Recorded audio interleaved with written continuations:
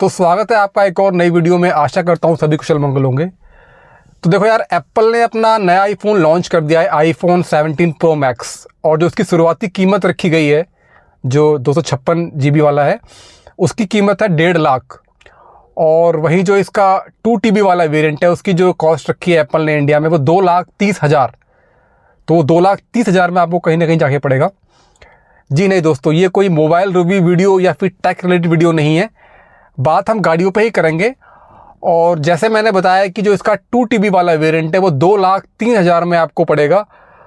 तो आज की इस वीडियो में हम देखेंगे कौन सी ऐसी गाड़ियां हैं कि अगर आप ये प्रो मैक्स का 2 TB वाला वेरिएंट नहीं लेते हैं, 2,30 के आसपास जो पड़ रहा है आपको, और अगर इसी कीमत में आपको कोई एक अच्छी प्री ओन्ड गाड़ी मिल जाती है, तो क्या आपको फिर भी ये आईफोन पे आपको 2.25 लाख या 2,30,000 खर्च करने चाहिए, या फिर आपको उन गाड़ी की तरफ जाना चाहिए।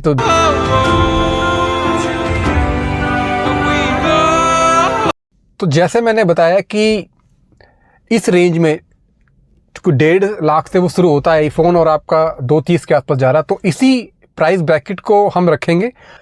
तो अगर मैं शुरुआत करता हूँ पहली गाड़ी से, तो दोस्तों वो है होंडा की जैज़। और ये एक बहुत ही सॉलिड प्रोडक्ट था होंडा का, और ये एक प्रीमियम सेगमेंट की गाड़ी थी। और अगर आप देखेंगे तो 2010 या 2012 के अगर प्राइस ब्रैकेट में आप देखेंगे तो आपको ठीक ठाक 50,000 से 70,000 किलोमीटर के बीच में चली हुई कोई भी होंडा जैज़ मिल जाएगी। और देखिए, 1.5 से 2 लाख के बीच में आपको इजीली मिल जाएगी। अगर आप जो ये अलग अलग ऑनलाइन प्लेटफॉर्म से स्पिनी वगैरह या कार देखो वगैरह, आप यहाँ पे जाकर अगर सर्च मारेंगे तो आपको 50 से 70,000 किलोमीटर चली होंडा जैज़ 1.5 से 2 लाख के आसपास आराम से मिल जाएगी, जो कि 2010 से लेकर 12 का मॉडल होगा। अब आपका क्वेश्चन होगा, यार 2010 या 12 का अगर मैं मॉडल उठाऊंगा तो 2 साल में तो मेरी गाड़ी दिल्ली एनसीआर में तो एक्सपायर होने वाली है। क्योंकि अगर 12 का भी मैं उठाता हूं तो 12 के हिसाब से 22 और आपका 5 साल, तो मतलब 27 में तो वो आपकी एक्सपायर हो जाएगी। दोस्तों जरूर एक्सपायर हो जाएगी, पर आप उस गाड़ी को अच्छी तरीके से 2 साल यूज़ कर लेंगे। उसके बाद आप उसको आउट ऑफ दिल्ली एनसीआर भी बेच सकते हैं, यूपी वगैरह में या बिहार वगैरह में आप बेचेंगे तो वहाँ पे गाड़ी की जो फिटनेस है वो 5 साल एक्स्ट्रा बढ़ जाता है, मतलब 20 साल के आसपास हो जाता है। तो वहाँ आपकी वो गाड़ी ठीक ठाक रेट में बिक सकती है।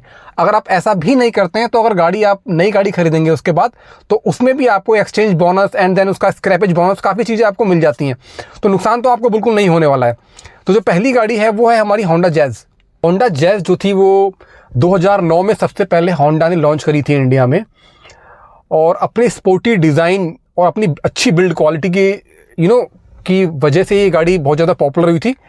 साथ में अगर आप देखेंगे तो इसमें आपको एक सुपर रिफाइंड होंडा का इंजन मिलता था, जो कि जब लॉन्च हुई थी तो उस समय पे 1500 सीसी, जी दोस्तों 1500 सीसी का इंजन होंडा ने इसमें लॉन्च किया था, जो 120 PS की पावर जनरेट करता था। तो काफ़ी स्पोर्टी और ड्राइविंग एंथुजियास्ट के लिए काफ़ी गाड़ी ये सूटेबल थी। हालांकि बाद में फिर होंडा ने इसका इंजन चेंज करके इसमें 1200 सीसी वाला इंजन डाल दिया था, जो कि आपको कहीं ना कहीं 90 PS की पावर निकालता था। तो हो सकता है कि आपको 1500 सीसी वाला इंजन से मिल जाए।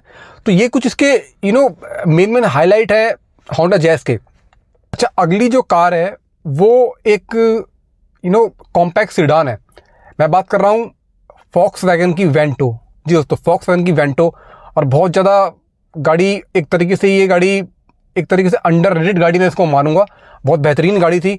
और जैसे मैंने अपनी प्रीवियस वीडियोस में भी आपको बताया हुआ है कि जो वॉक्सवैगन की गाड़ियाँ होती हैं बिल्ड क्वालिटी के मामले में और इंजन के मामले में बहुत बेहतरीन होती हैं। तो वॉक्सवैगन की वेंटो भी अगर सर्च करेंगे आप तो आपको 2011 से 13 का कोई वेरिएंट आराम से मिल जाएगा, जो कि आपको 70,000 से 1 लाख किलोमीटर अप्रॉक्सिमेटली इसी ब्रैकेट में मिल जाएगी आपको, और 2 से 2.5 लाख के बीच में पड़ जाएगी आपको। तो वॉक्सवैगन की वेंटो के लिए भी आप जा सकते हो। अब जैसे मैंने बताया कि जो VW की गाड़ियां हैं वो अपनी अच्छी बिल्ड क्वालिटी और परफॉर्मेंस के लिए जानी जाती हैं। तो वेंटो के अंदर भी दोस्तों आपको उस समय पे जो इंजन मिलता था, बहुत ज़्यादा पावरफुल इंजन मिलता था। पेट्रोल इंजन की बात कर रहा हूँ, पेट्रोल एंड डीजल दोनों में आपको 1.6 लीटर का, जी दोस्तों 1600 लीटर का आपको पेट्रोल और डीजल दोनों में इंजन मिल रहा था, जो कि आपका कहीं ना कहीं 105 PS की पावर निकालता था। और वो अपनी कहीं ना कहीं स्पोर्टी ड्राइव और परफॉर्मेंस के लिए जानी जाती थी, और एक ज़बरदस्त बिल्ड क्वालिटी।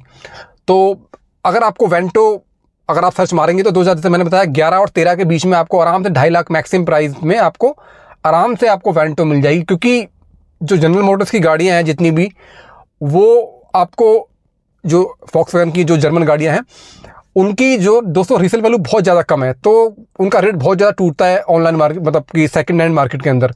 तो अगर कहीं आपको वेंटो मिल जाती है, और मैंने सर्च मारा है, वेंटो मिल रही है उस पर्टिकुलर प्राइस ब्रैकेट में, उस पर्टिकुलर ईयर में, तो आप जा सकते हैं, सर्च मार सकते हैं। ये भी एक बेहतरीन बाय होगा आपके लिए। अगली गाड़ी जो हम ढूंढ के लाए हैं आपको इस लिस्ट के अंदर, जो थर्ड नंबर पे है, वो है होंडा सिटी।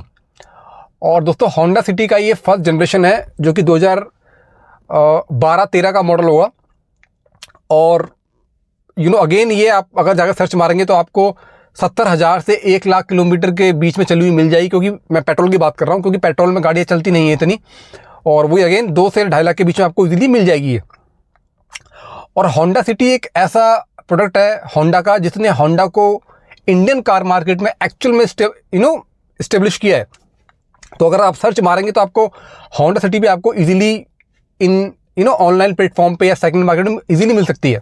होंडा सिटी जो एक प्रॉपर सिडान है, तो आपको इसमें एक सिडान की स्टेबिलिटी मिल जाएगी, मतलब सिडान काफ़ी स्टेबल होती है, और स्पोर्टी राइड मिल जाएगी। और इसमें वही होंडा का इंजन, 15 सीसी का इंजन, IVTEC इंजन, जो आपको 118 PS की पावर और 146 Nm का टॉर्क निकाल के देता है।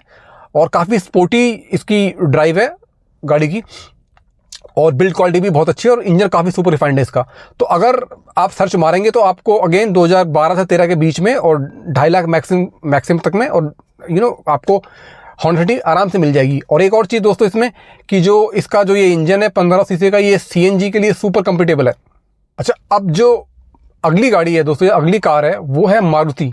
और मारुति की मैं स्विफ्ट की बात कर रहा हूँ। अच्छा, स्विफ्ट का जो फर्स्ट जनरेशन है, जो मेरे पास भी थी, 2011-12 का मॉडल आपको मिल जाएगा, फर्स्ट जनरेशन वाला, जो आपको 1,08,000 से और 2.5 लाख के बीच में इजीली मिल जाएगी, जो कि 50,000 से 1 लाख के बीच में चली होगी। तो ये फर्स्ट जनरेशन था स्विफ्ट का, और बहुत ज़्यादा ज़बरदस्त गाड़ी थी वो। अगर मैं कुछ इसके हाइलाइट्स की बात करता हूँ, तो एक स्पोर्टियर उस टाइम के हिसाब से एक स्पोर्टी डिज़ाइन था गाड़ी का, बैलेंस राइड थी, क्योंकि वेट अच्छा खासा था उस समय गाड़ी का। जैसे अब स्विफ्ट का वेट बहुत कम कर दिया है मारुति ने, उस समय नहीं था। फर्स्ट जनरेशन जो था काफ़ी बैलेंस राइड थी गाड़ी का, वेट काफ़ी अच्छा था। और अगेन इसके अंदर आपको मारुति का वही लेजेंडरी इंजन 1.2 लीटर का, जो मेरे पास भी है फ्रॉक्स के अंदर, जो कि आपका 1.2 लीटर का NA इंजन है, जो कि आपका कहीं ना कहीं 88 PS की पावर जनरेट करता है। तो अगेन एक फन टू ड्राइव फैक्टर था उस गाड़ी के अंदर। और मारुति को अगर इंडिया में किसी गाड़ी ने पहली पहचान बनाई है, तो वैगनआर या अल्टो के बाद वो स्विफ्ट ही थी। तो अगर आप सर्च मारेंगे तो अगेन आपको ये स्विफ्ट मिल जाएगी, जो कि 11 से लेकर 12 का मॉडल, इवन 13 का मॉडल में आपको मिल सकता है। अच्छा, जो अब अगली कार है वो है हुंडई की i20।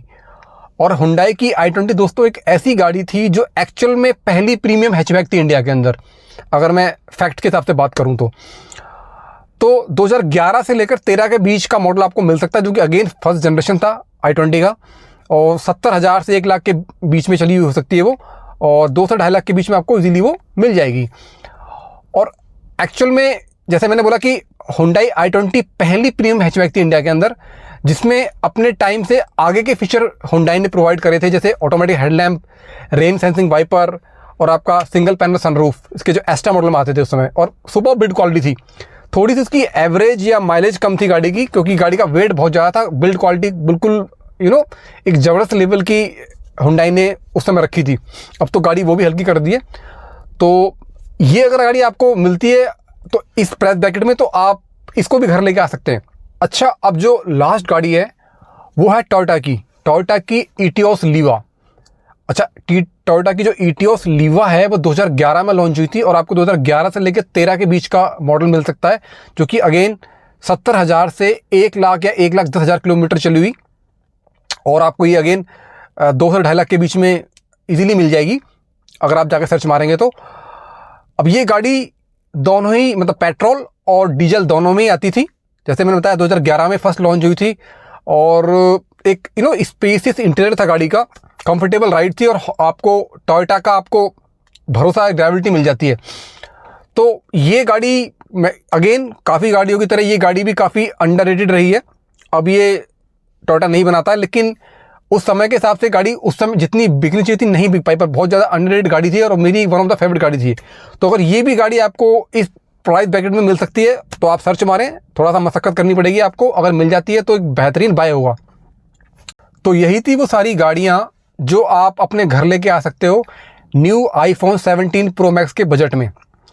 तो दोस्तों कैसी लगी आपको ये मेरी वीडियो, प्लीज़ कमेंट करके बताएं, और please subscribe my channel, like my video, जिससे इस तरह के अमेजिंग कंटेंट्स मैं आपके लिए और लाता रहूँ।